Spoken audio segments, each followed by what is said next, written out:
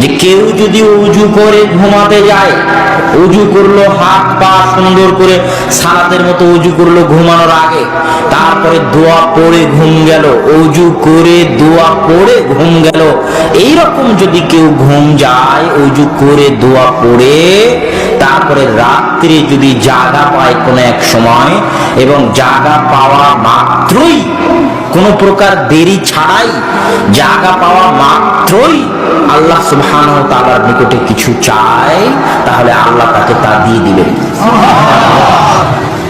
ফজিলত অনেক বড়, কিন্তু কাজ কঠিন।